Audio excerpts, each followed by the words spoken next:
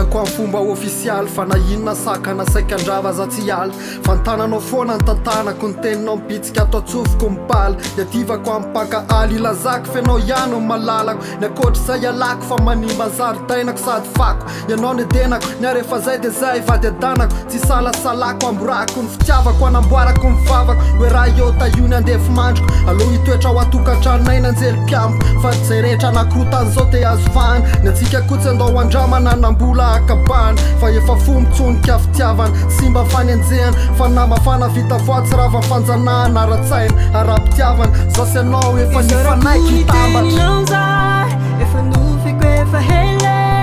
tafapaka anatiko awe fitiavana isarako ny teninao zahe fa ela anatiko awe tafapaka fitiavana be jabe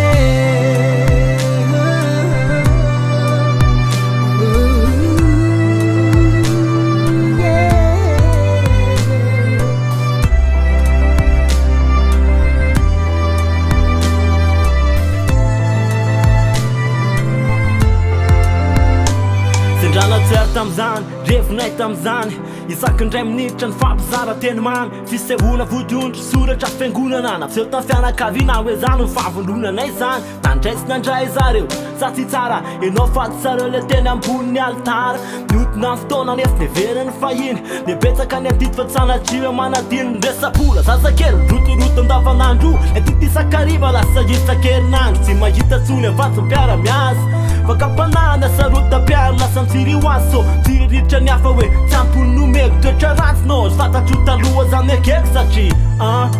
sarotra ny mila maaretatra amin'ny farany fa sarotra ny mila ny teninao za efa nofiko efa hele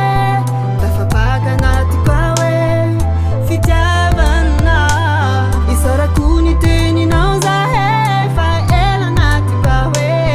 tafapaka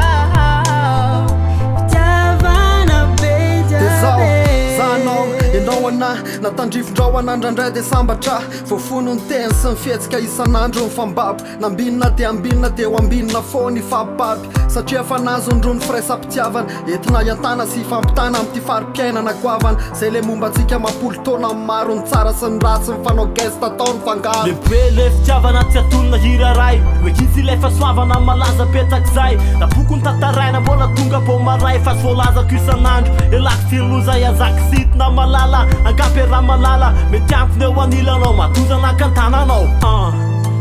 ratsy ny tsara mbola mitofona ny tantara isarako ny teninao zay efa nofiko efa hele tafapaka anatiko awe fitiavana isarako ny teninao zahe efa hele anatiko awe tafapaka fitiavana isarako ny teninao zahe